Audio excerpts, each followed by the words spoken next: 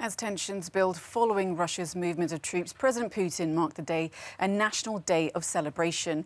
He attended a wreath-laying ceremony on the annual Defender of the Fatherland Day. But as the Kremlin was hit with a fresh wave of sanctions from the UK and US, Putin reaffirmed that Russia's interests remained non-negotiable. And during a call with Turkey's president, he doubled down on his rhetoric, accusing Ukraine of breaking the Minsk agreements. Nevertheless, despite increasing uncertainty, the Kremlin insists it is still prepared for frank discussions with the West. Our country is always open to a direct and honest dialogue and ready to search for diplomatic solutions to the most complicated issues. But I want to repeat that Russia's interests and the security of our people are an indisputable priority. So we will continue to strengthen and modernise our army and navy, striving to increase their effectiveness so they are fitted out with the most cutting-edge equipment. Our correspondent Galina Polonskaya is near Russia's border with Ukraine. Now, she told us that the nationalist rhetoric coming out of Moscow doesn't reflect a desire for diplomacy. Take a look. Well, it was the address of Vladimir Putin to the nation. It was a celebration in Russia, the Day of the Defender of the Fatherhood. So the message is not about the dialogue. I guess it's the dialogue on Russia's conditions and mostly about the defending of the fatherland. That's the message to the nation and to the West. But what we see in reality is that the meeting between Antony Blinken, the US Secretary of State, is cancelled. He cancelled it. He was supposed to meet with the Russian Foreign Minister Sergei Lavrov tomorrow. They were supposed to discuss a potential meeting between presidents of Russia and the United States, which is not on the table anymore. There is no dialogue. Russia is withdrawing its diplomats from all of its missions in Ukraine, and we've heard that Vladimir Putin spoke with President Erdogan, and President Erdogan said that Turkey will not tolerate any moves against Ukraine's sovereignty and territorial integrity. And Vladimir Putin said that what he did, it was because of Ukrainian aggression in Donbass. So the strategy is very, very clear now, and I don't see any options for the dialogue with the West at this particular moment. Now, Galina, you've been speaking to locals on the ground, and they seem to support Putin's actions. So what have they been telling you? Well, yes, I went to a town which is located on the border with the Lugansk self-proclaimed separatist republic. The name of the town is Donetsk, but it's the Russian town. And I spoke with the citizens who helped a lot, those evacuees who were going through the border point. They fed them and they helped them go in and finding a shelter. So I asked all of those people what they thought about the decision of Vladimir Putin to recognize those republics. And I was surprised that no one even doubts this decision. Everyone thinks that it's good. Let's take a listen of some of their answers. We don't know what's going to happen, whether we will stay alive or not. So we don't want war. We don't need war. I think that Putin made the right decision, that now people will be protected. I don't think there will be a war like right now, with the endless shelling.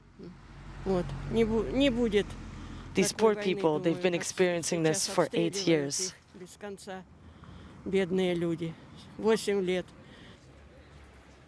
There was a recent poll released by the state post, the Russian state post of ЦИОМ, which says that actually 73% of Russians support the decision of Vladimir Putin, and only 16% said that they don't agree. Well, for more Russian perspective on the ongoing crisis, I'm now joined by Andrei Kotunov, the Director General of the Russian International Affairs Council. Mr. Kotunov, thanks for joining us on Euronews tonight. Now, we've been hearing warnings from the West that Russia intends to invade Ukraine imminently. How likely is that? Well, the honest answer is that we don't know. Nobody knows what Vladimir Putin will decide tomorrow or the day after tomorrow. However, I think that any rational cost-efficiency analysis suggests a war is not in Russia's interests.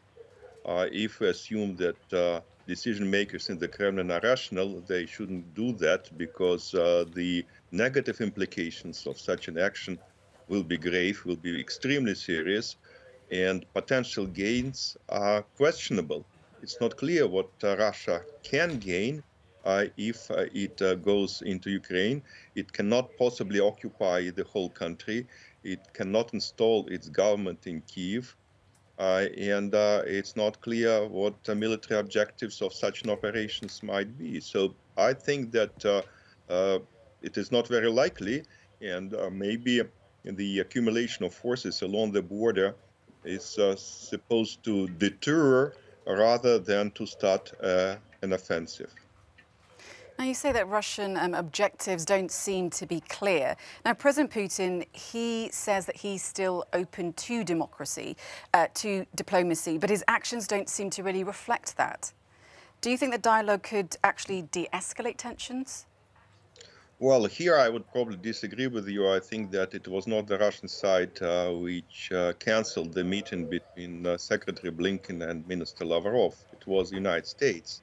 It is the United States which put on hold a potential summit between Presidents Biden and Putin. Again, I can understand the motivations between the U.S. decisions, but it doesn't mean that the Russian leadership is not ready for a dialogue. I think that they would like to have more high-level visitors in Moscow. They would like to have more conversations with Europeans and with Americans.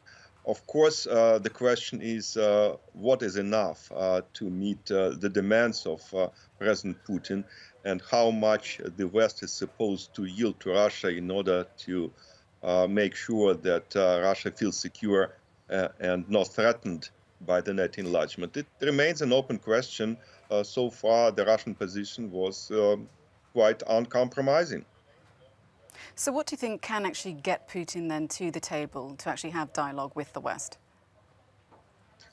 I think that it's not about the dialogue itself. It is about some reassurances that the core demands or complaints, if you wish, that Putin has are likely to be considered seriously. The non-enlargement of NATO is probably the most controversial issue here. I think that some kind of moratorium would probably be good enough to make the Russian leadership change its position. But we don't know. I think that there are still uncertainties about what specifically the West is ready to offer Russia and how much is needed to make Russia, if not happy, at least not that unhappy.